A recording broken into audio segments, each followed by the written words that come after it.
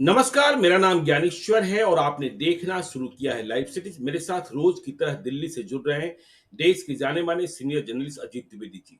अजीत जी, आज जेडीयू की राज्य कार्य समिति की बैठक हुई।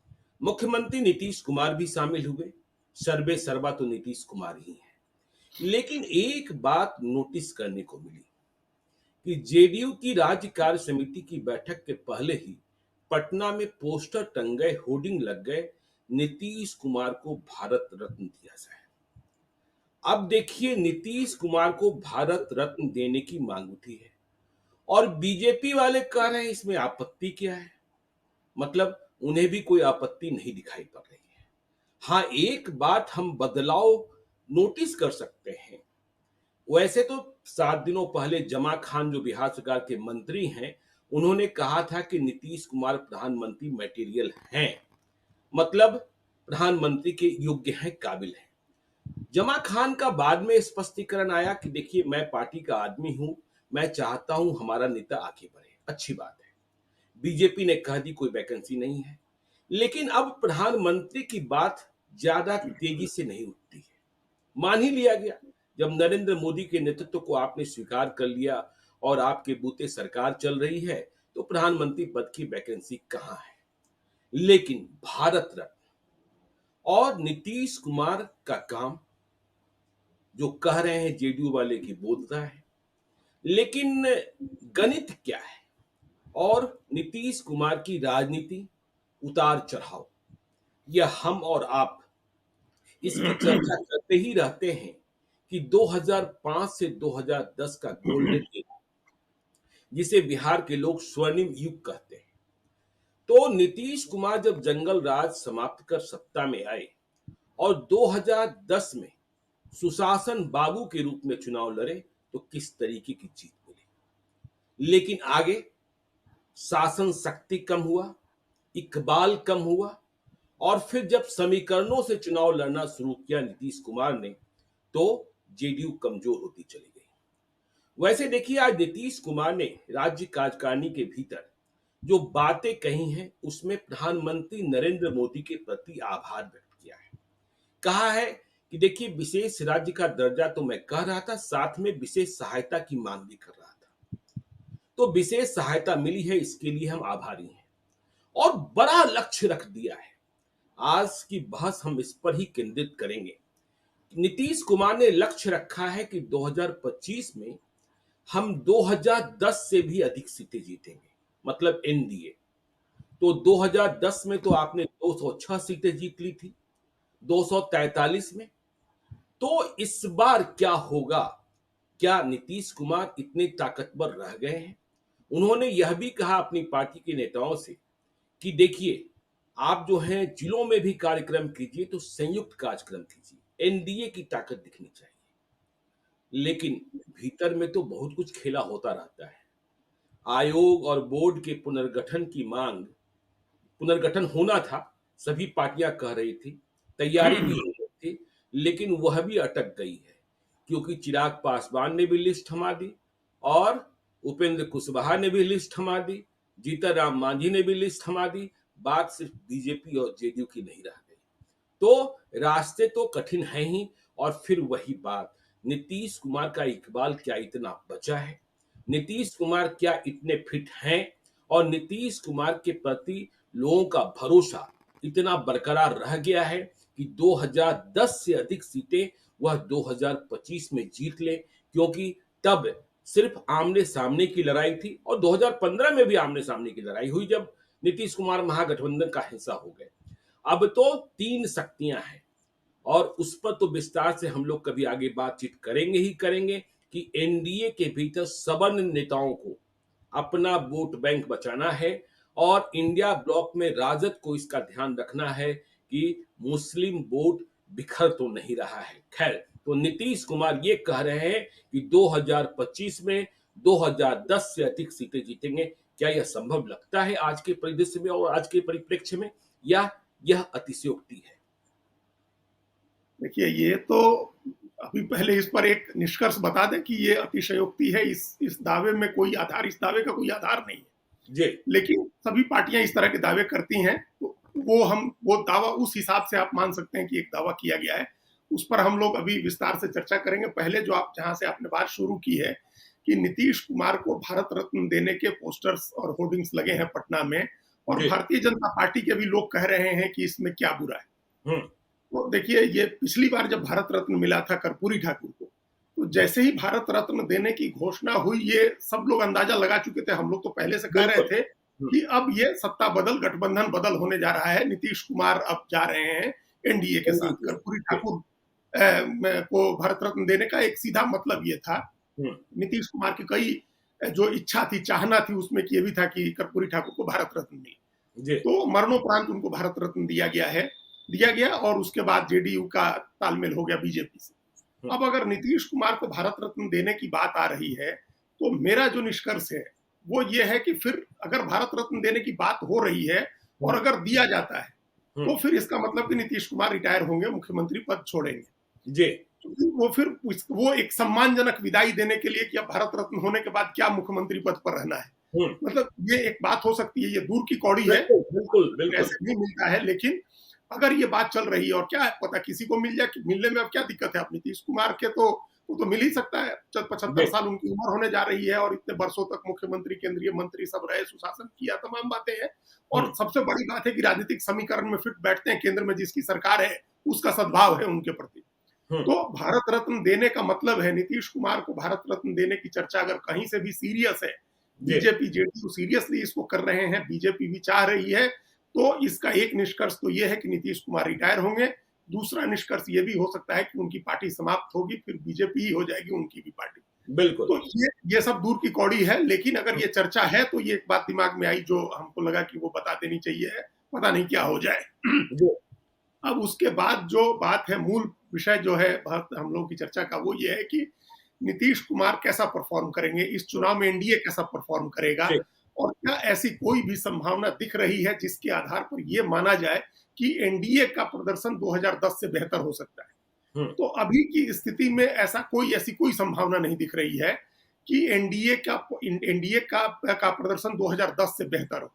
एनडीए का प्रदर्शन 2005 के जैसा भी होगा या नहीं, या 2020 के जैसा होगा भी नहीं, ये भी सवाल है। कि सामान्य बहुमत, साधारण बहुमत आया था 2020 के चुनाव में, एनडीए को साधारण बहुमत आया था। 125 के 122 का बहुमत है, 125 सीटें आई थी। तो एक साधारण बहुमत हासिल हुआ था एक चिराग पासवान के फैक्टर से। हम सिंपल ये माने कि चिराग पासवान ने 6-7% वोट काट दिया था, तो उस 6-7% वोट के डैमेज से आपका बहुमत आ गया था साधारण बहुमत 125 का। अगर प्रशांत किशोर बहुत खराब करें, जो वो कह रहे हैं कि हम फर्श पर ही रह जाएं, तो गिरते पड़ते फर्श पर रह जाएंगे, तब भी 6-7-8% वोट ले जाएंगे, 10% वोट ले जाएंगे। गिरते पड़ते हम उन्हीं को परेशानी है ना जी। तब तो और परेशानी है ना कि प्रशांत किशोर, हाँ, मैं एक बात में कह दूं कि प्रशांत किशोर और चिराग पासवान में फर्क क्या है कि चिराग पासवान नीतीश कुमार और जेडीयू के खिलाफ लड़ रहे थे, प्रशांत किशोर तो जेडीयू और बीजेपी दोनों के खिलाफ लड़ेंगे। वो एनडीए के खिलाफ लड़ेंगे, तो बहुत बड़ी क्षति होने वाली है एनडीए की। हाँ, अगर वो फर्श पर रह गए, फर्श पर जाएंगे, तब तो दोनों का नुकसान होगा, तब तो दोनों को बहुत बड़ा नुकसान होगा, एनडीए को भी और इंडिया ब्लॉक को भी। लेकिन दोनों संभावना अगर मान के चले कि वो फर्श पर ही रह जाते हैं, तो वो अपने साथ साथ एनडीए को भी फर्श पर ले आ देंगे। बिल्कुल। तो फिर एक अगर वो संभावना, अगर वो खराब परफॉर्म करते हैं, सबसे खराब परफॉर्म करते हैं, तब भी एनडीए के लिए कोई गुंजाइश नहीं है। वो ये बात जो कही जा रही है, यह मिथक तो अभी ही टूट जाएगा कि प्रशांत किशोर बीजेपी की बी टीम है, क्योंकि प्रशांत किशोर की लड़ाई से तो फायदे में इंडिया ब्लॉक ही दिख रहा है।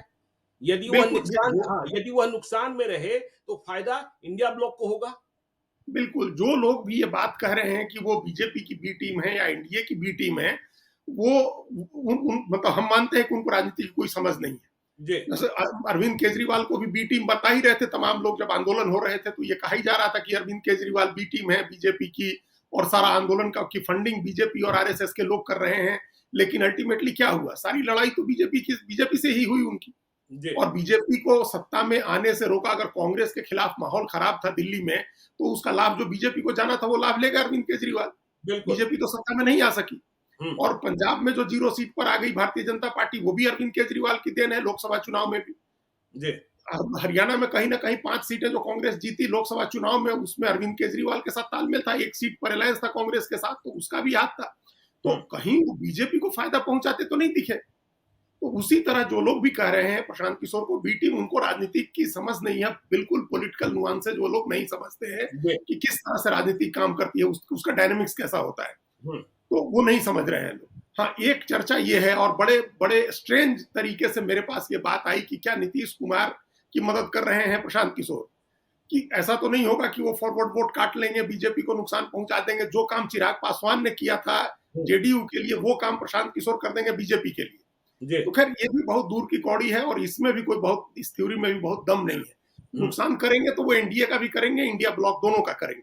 लेकिन अगर नीतीश कुमार को ये लग रहा है और एनडीए को ये लग रहा है कि वो 2010 से बेटर परफॉर्म करेंगे, तो उस ऐसा लगने का कोई आधार नहीं है। एक तीसरी ताकत के आने के बाद अपने आप ये स्थितियां हो गई हैं। वो भी तीसरी ताकत एक मजबूत ताकत है, कोई ऐसी ताकत नहीं है जो इंडिया ब्लॉक के वोट में खाली सेंध लगाने जा रही है।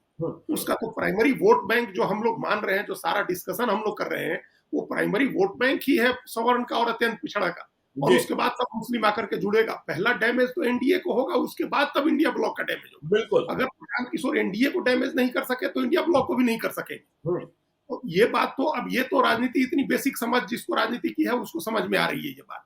तो इसलिए प्रशांत किशोर के ट्रायंगुलर फाइट में प्रशांत किशोर के रहते एनडीए के लिए कोई बहुत ही बढ़िया परफॉर्म कर सकना अब संभव नहीं लग रहा है। एक तो पहला निष्कर्ष ये है, अगर प्रशांत किशोर नहीं रहते और तब आमने सामने की लड़ाई होती और उसमें जिस तरह का एनडीए है अभी, मतलब चिराग पासवान भी हैं, उपेंद्र कुशवाहा भी हैं, जीतन राम मांझी भी हैं और नीतीश कुमार और भारतीय जनता पार्टी भी हैं, तब तो एक बात आप मान सकते थे कि हाँ आप 2010 का परफॉर्मेंस दोहरा सकते हैं।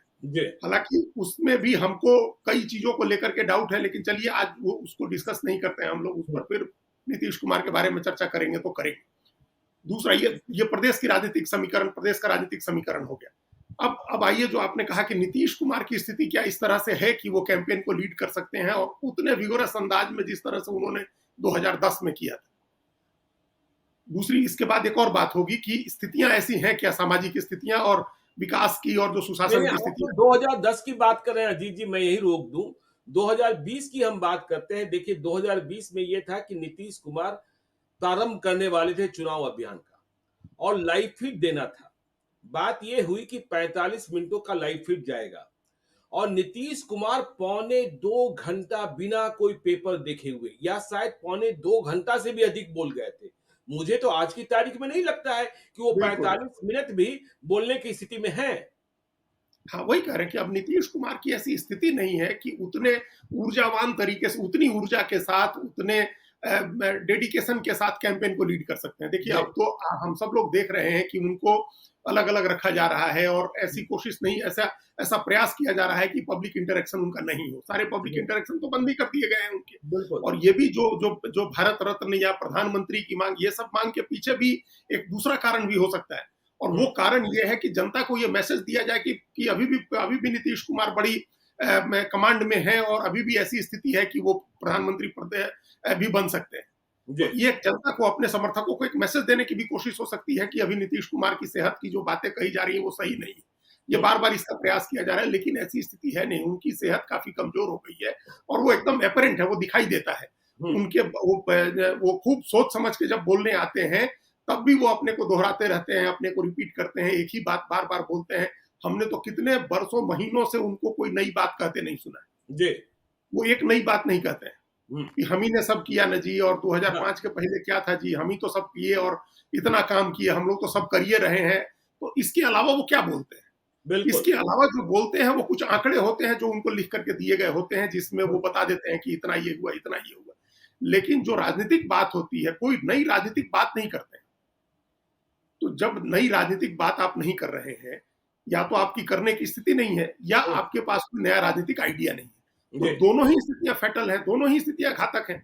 बिल्कुल, ये दोनों ही स्थितियों में आप कैंपेन लीड नहीं कर सकते हैं। और दूसरी तरफ तेजस्वी यादव हैं जो गायब भले रहे सीन से, लेकिन जब सीन में आते हैं तब तो युवा है, ऊर्जावान है, क्षमता है उनके पास। वो एक एक दिन में 16-16 रैलियां कर सकते हैं। क्या नीतीश कुमार 2 रैली 5 रैली एक दिन में कर सकते हैं?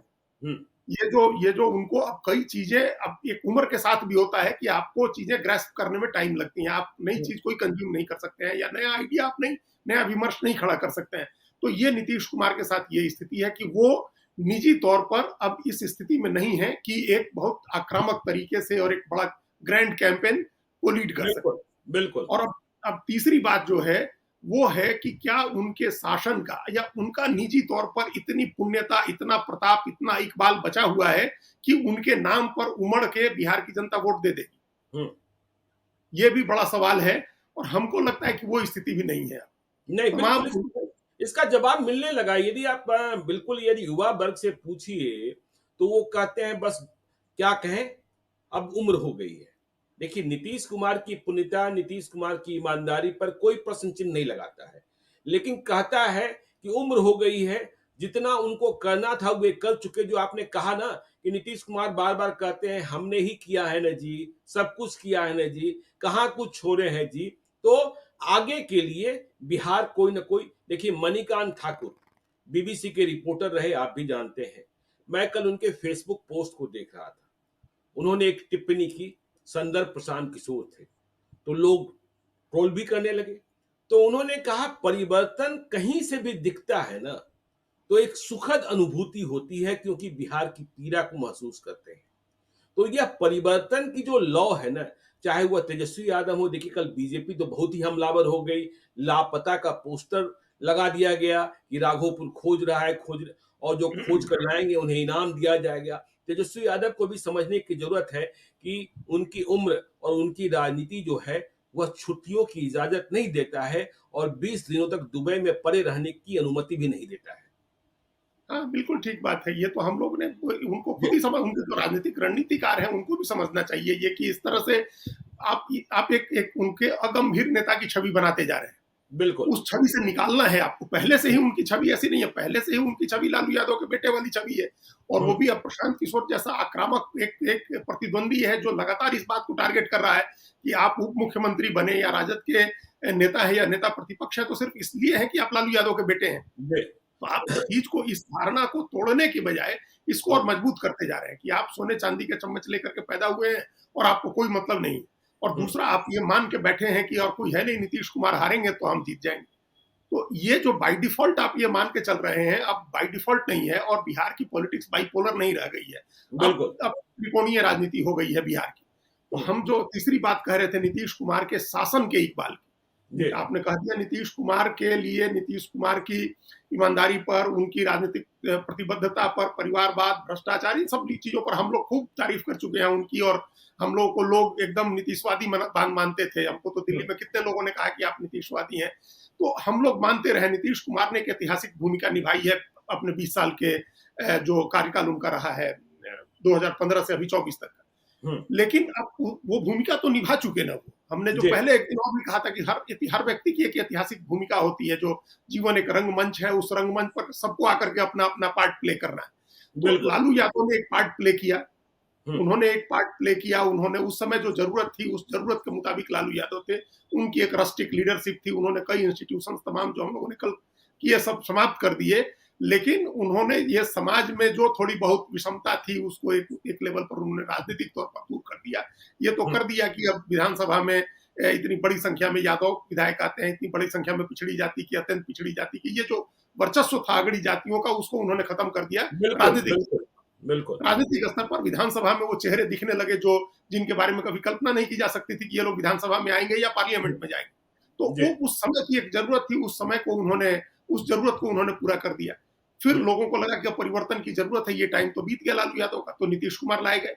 उन्होंने अपनी ऐतिहासिक भूमिका निभाई, और उस समय जो जरूरत थी उस जरूरत को उन्होंने पूरा किया कि कानून व्यवस्था बहाल होनी चाहिए, ऑर्गेनाइज्ड क्राइम की जड़ काटी जानी चाहिए है, जो बुनियादी सुविधाएं हैं वो देनी चाहिए है, लोगों को सड़क, बिजली, पानी मिलनी चाहिए है, लोगों को रोजगार की कुछ व्यवस्था होनी चाहिए है। तो ये काम उन्होंने कर दिया। अब उसके बाद क्या? अब उनके पास उसके बाद के लिए उनके पास कोई आइडिया नहीं।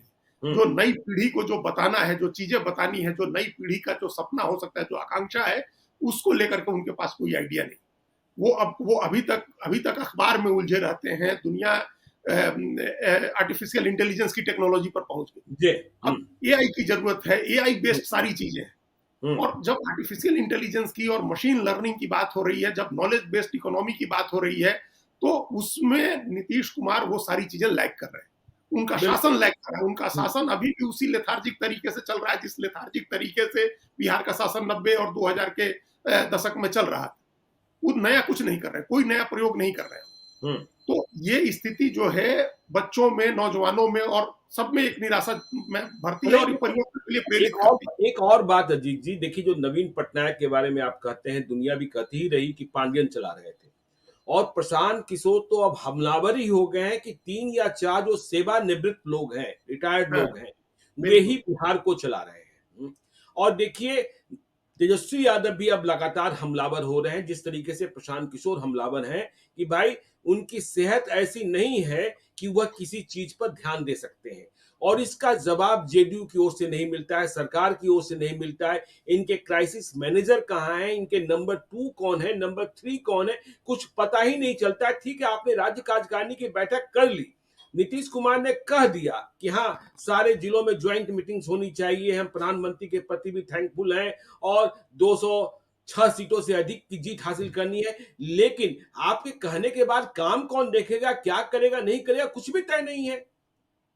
तो अरे हम लोग ज्ञानेश्वर जी, हम लोग चर्चा किया, आपने पोल कराया, 3 प्लेटफॉर्म पर पोल कराया, आपने देखा ना क्या पोल की स्थिति। हाँ बिल्कुल, हम मान रहे हैं कि जमीन पर जेडीयू की स्थिति उससे बेहतर है जी, उससे बेहतर होगी। 6% 5% वाली स्थिति नहीं है उसकी। इसके बावजूद अगर पोल में रिफ्लेक्ट हुआ, न्यू टेक्नोलॉजी के पोल में, फेसबुक पर, यूट्यूब पर और ट्विटर पर, जो एक्स पर, तो इसका मतलब है कि आप नई टेक्नोलॉजी के आदी नहीं हुए, आपने अभी नई टेक्नोलॉजी को अपनाया ही नहीं है।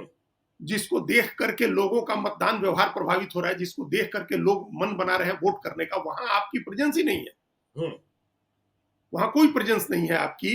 तो ये एक बात है। शासन में भी इसका कोई संकेत नहीं मिलता है। शासन में भी ये नहीं दिख रहा है कि आप नई चीजों के साथ यूज टू हो रहे हैं, नई चीजों को अपना रहे हैं, आप टेक्नोलॉजी को अपना करके और डेवलपमेंट का नया कोई गोल सेट कर रहे हैं। अभी भी यही होता है कि अमुक जगह वाली सड़क बन जाए, अभी भी बिहार में ही होता है कि अमुक जगह एक फ्लाईओवर बन जाए, अमुक जगह के ऊपर एक पुल बन जाए, अभी भी विकास के नाम पर यही हो रहा है। तो इससे कोई रोजगार थोड़ा बढ़ना है, इससे नए लोगों को नौकरी मिलनी है, न बिहार के राजस्व में कोई बढ़ोतरी होनी है, ऐसा तो कुछ नहीं होना है इसके बीच में, इन सब चीजों से जो विकास का आपका मॉडल है। तो इसके लिए भी परिवर्तन की जरूरत है। परिवर्तन इसलिए भी लोग सोचते हैं क्योंकि अभी का की जो शासन व्यवस्था है उसमें कोई नई दृष्टि नहीं है, नया विजन नहीं है। और ये जो अपने निजी तौर पर उनकी जो शारीरिक क्षमता है, मानसिक क्षमता है, और थकने के बाद प्रचार करने में जो ऊर्जा की कमी है, वो एक कारण है। दूसरा जो उनके शासन का इकबाल है और शासन की जो दृष्टि है आगे के लिए, वो लैग कर रही है, उसमें कोई दृष्टि नहीं है, ये भी एक कारण है। और पहला कारण जो बताया कि ट्रायंगुलर फाइट है, तो ये 3 कारण ऐसे हैं मोटे तौर पर, जिनकी वजह से ये संभावना बहुत कम है कि आप 2010 का प्रदर्शन दोहरा पाएंगे, 2005 का भी या 2025 का भी प्रदर्शन दोहरा पाएंगे।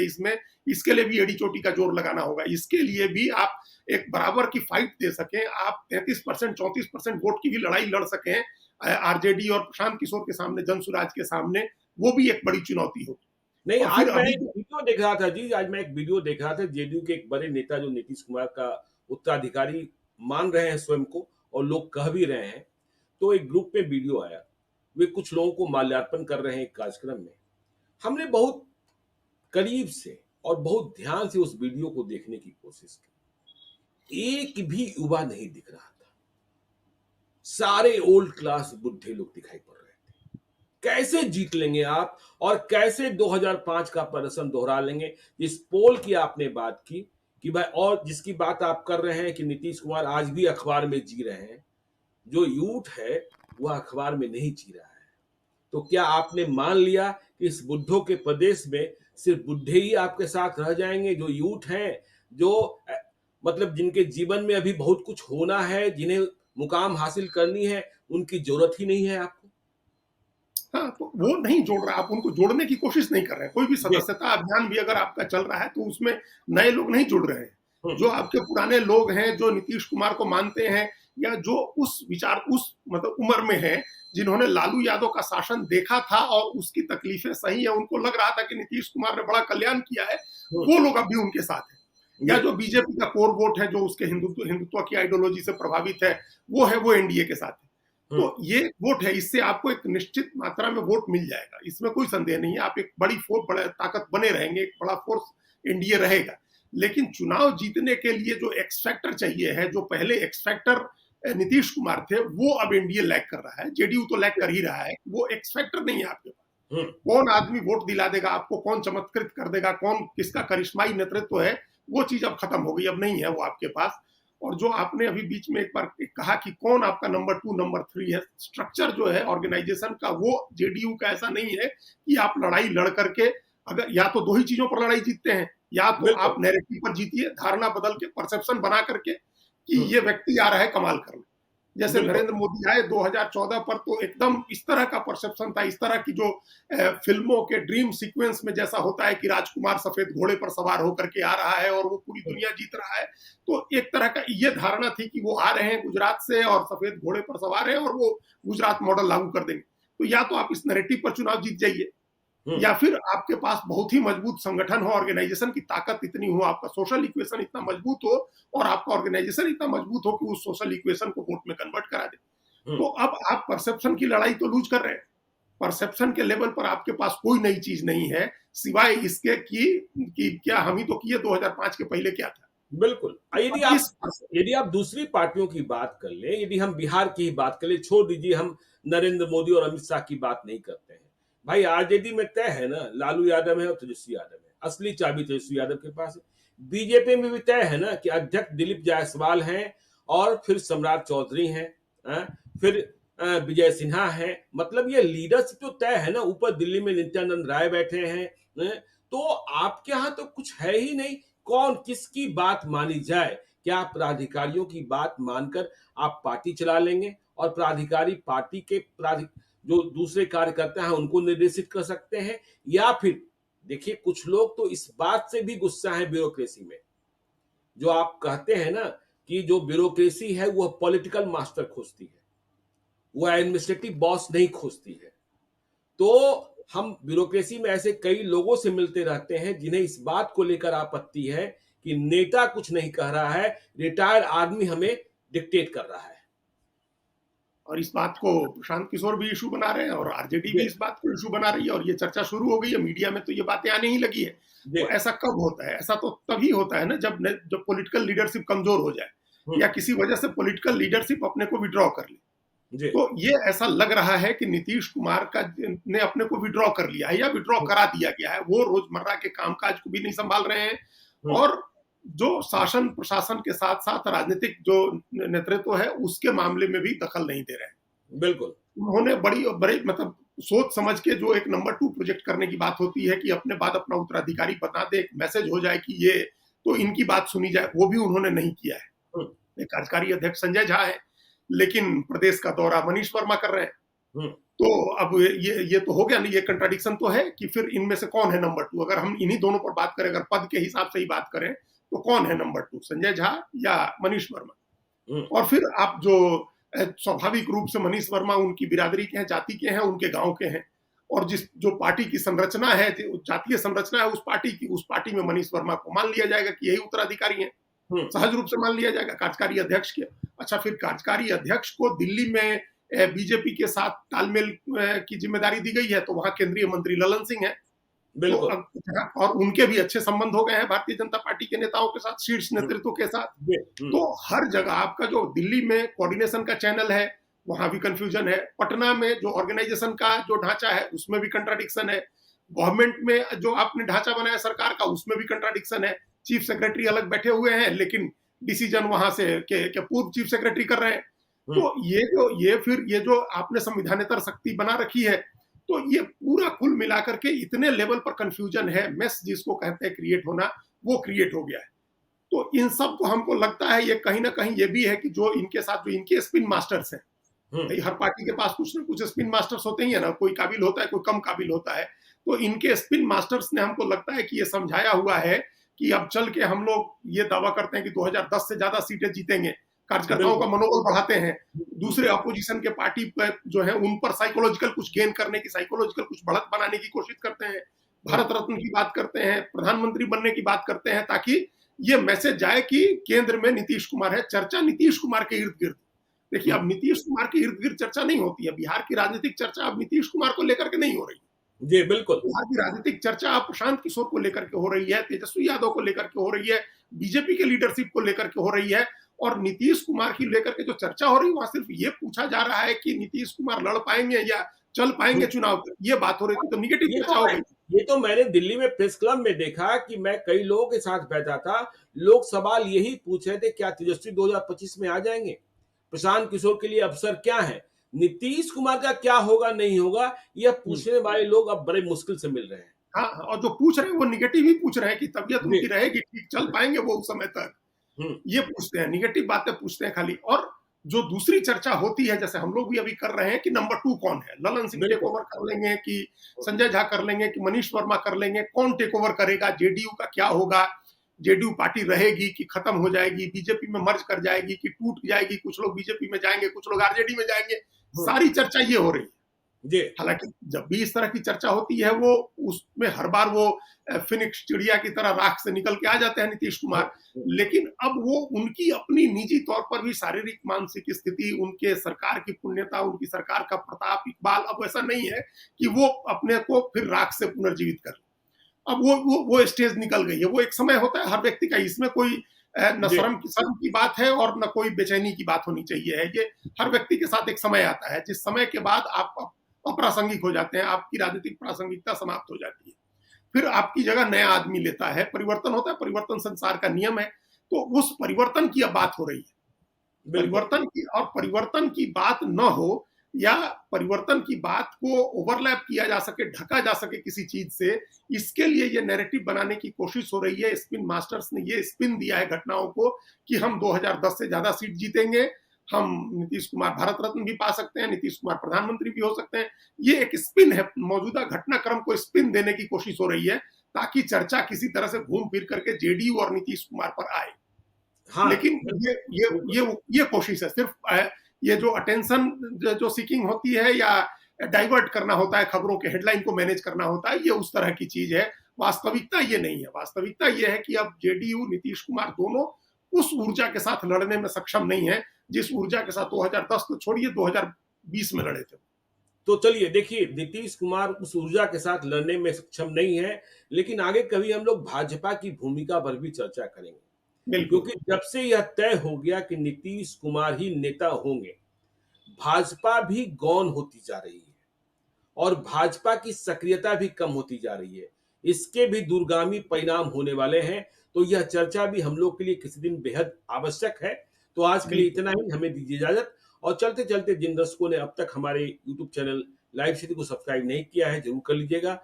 और यदि इस वीडियो को फेसबुक पेज के माध्यम से देखें, तो पेज को लाइक कीजिएगा, ट्विटर पर भी हमें फॉलो कीजिए। धन्यवाद।